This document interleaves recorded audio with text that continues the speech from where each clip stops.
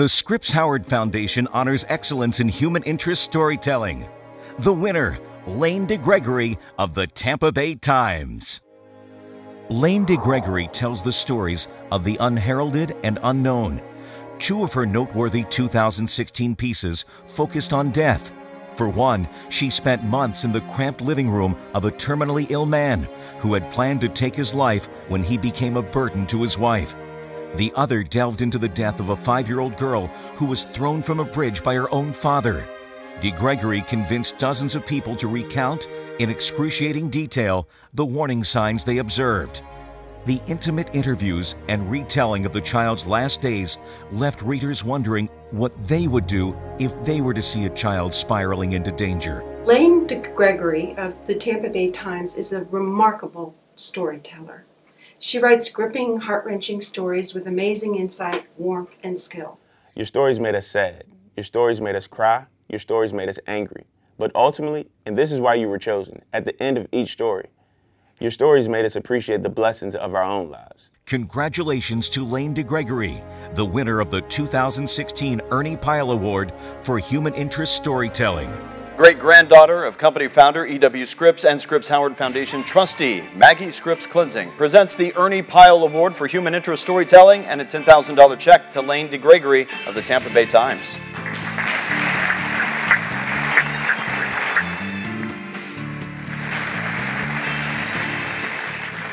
Thank you so much. I can't tell you guys how much it means to be up here tonight, but I'm going to try.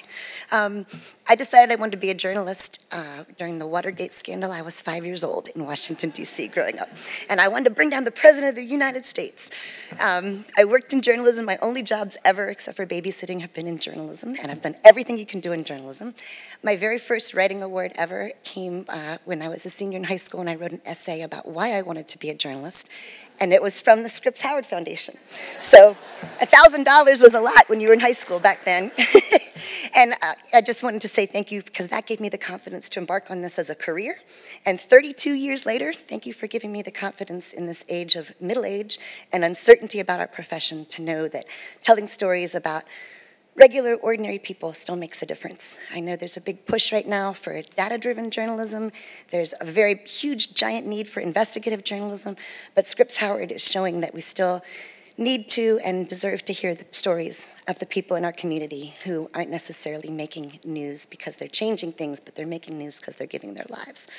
So thank you very much to the Tampa Bay Times for giving me time and space, to my editors there to still tell these stories, to my wonderful husband Dan, who's put up with journalism for 25 years with me, and especially to the people that let me into their lives, the grandmother and uncles and kindergarten teacher of a little girl who was killed, who allowed me to make them recreate these awful events, the social workers and policemen who could have helped prevent this horrible tragedy of a little girl, the old man who let me into his living room for the last year of his life while he was trying to decide how to die, and all the other sources who let us chronicle their important lives. So thank you very much.